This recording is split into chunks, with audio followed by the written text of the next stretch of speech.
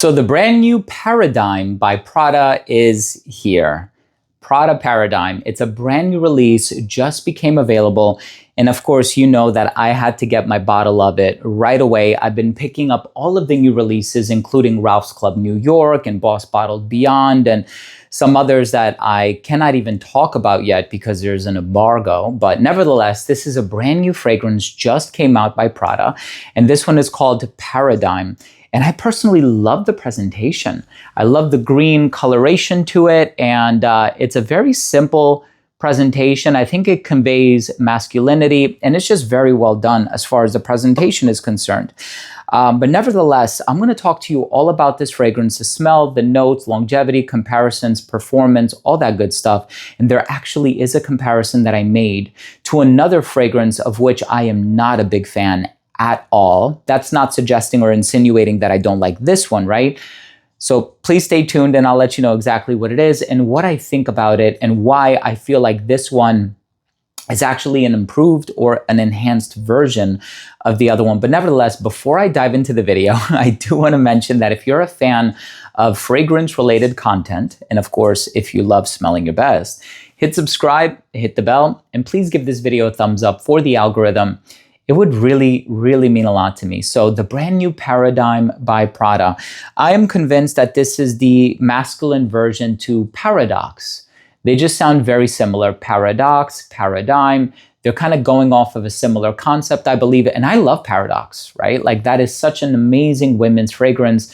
You have the pear, the jasmine, the clean white florals. You have this, gorgeous, sparkling, radiant opening. The bergamot combined with the pear is very bright and very feminine as well, but also kind of conveying freshness. Perfect fragrance for the hotter months of the year.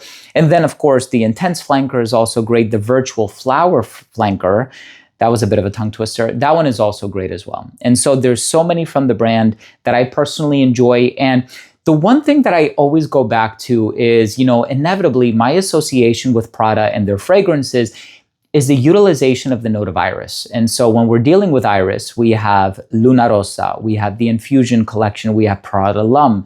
And Daniela Andrié, who has made so many fragrances for Prada, she often utilizes iris. And I feel like that's kind of become a part of the brand's olfactive aesthetic. And here we have what is quite obviously a deviation from that. There is no iris as far as the note breakdown that I was able to source online is concerned. There's geranium, there's Peru balsam, there's Gaiac wood, there's Calabrian bergamot.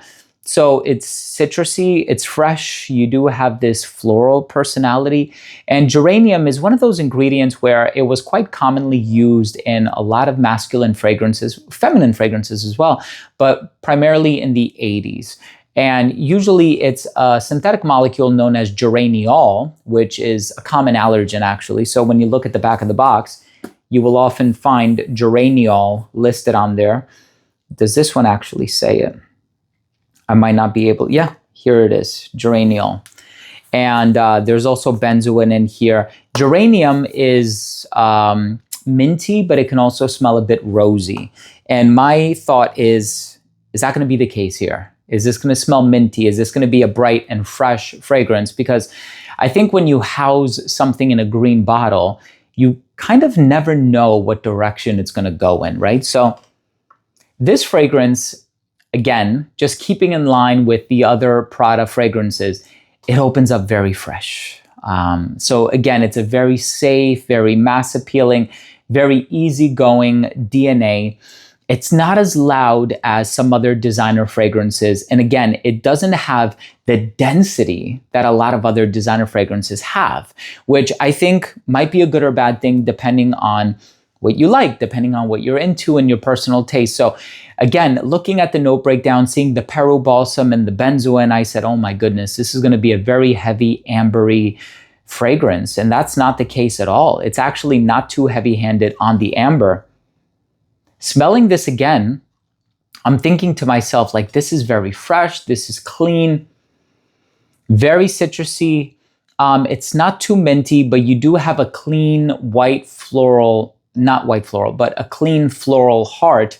And I do get maybe a bit of jasminol, even though it's not listed in the note breakdown, but there is something quite clean about it.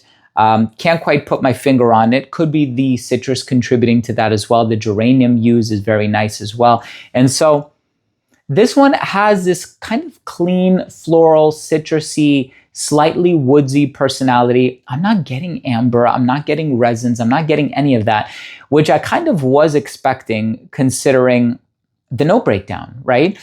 But I'm getting more of like a clean, citrusy, floral personality from this fragrance, which I think it's going to make it a very easy fragrance to recommend to others. I think there are certain fragrances that you just cannot recommend like ever, right? So you have a lot of John Varvatos fragrances, which can be very dark and resinous. And then you have like Angel for Men by Thierry Mugler. And that is a very like dark patchouli, caramel, ethyl maltol fragrance.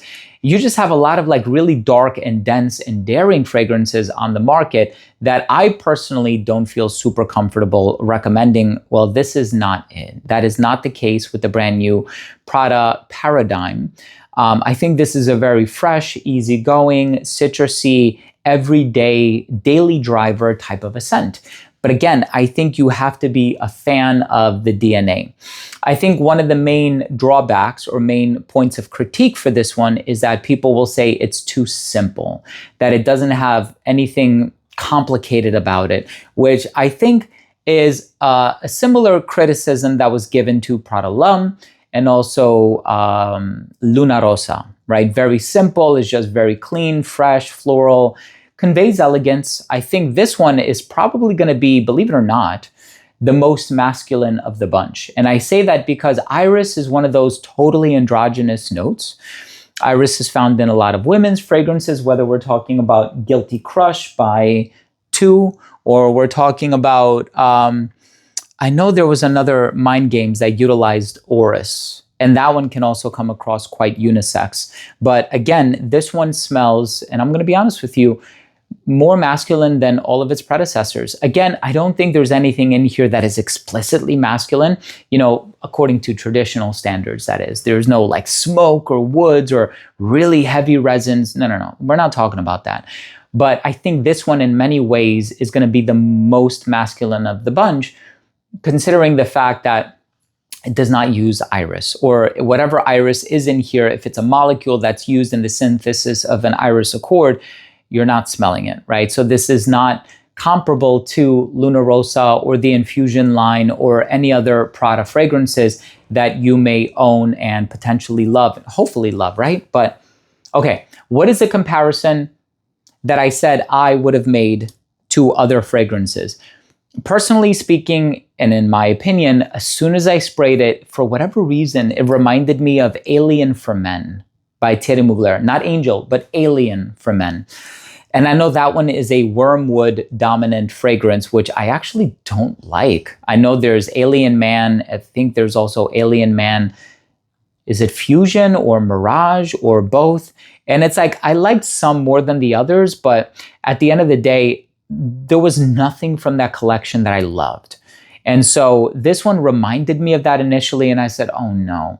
But I feel like this is less sharp and less herbal, which works in this fragrance's favor. So I actually do like this one, right? Despite me not loving some other fragrances that I've tried, to which I would inevitably compare this one. But I do think that this is going to be a very safe, mass appealing, compliment getting DNA.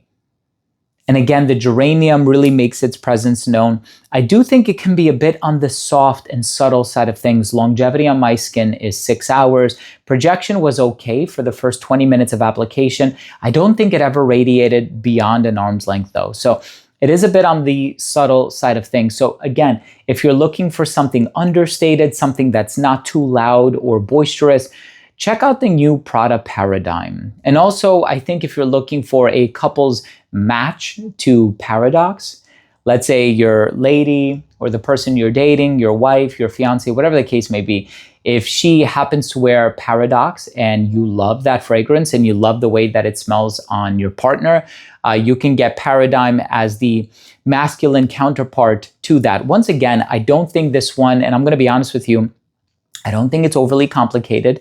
I don't think it pulls out all of the proverbial bells and whistles and tries to do something differently. I think it utilizes a very safe, mass appealing DNA, which I think is largely resonating with consumers nowadays. I think consumers are not really looking for anything too dark or daring or bold or aggressive in any way. So anyway, my thoughts on the brand new Prada Paradigme. What do you think of this one? Have you had the opportunity to try this one? If so, I would love to know what your thoughts are. Drop your comment down below. And also, if you took anything of value from today's episode, it would really mean a lot to me if you would consider supporting the channel by clicking subscribe, hitting the bell, and giving this video a thumbs up. I believe this fragrance is available at Macy's. I looked it up and it was available at a bunch of different department stores. I mean, it has formally dropped. So definitely get your nose on it. I hope you end up really enjoying this one. Again, it's going to be quite simple, not too complicated, but I think there's a market for that. So let me know what you think. I'm always curious to gather your thoughts on it. Love the interaction in the comment section. And again, make sure to subscribe so you can stay tuned on my daily uploads.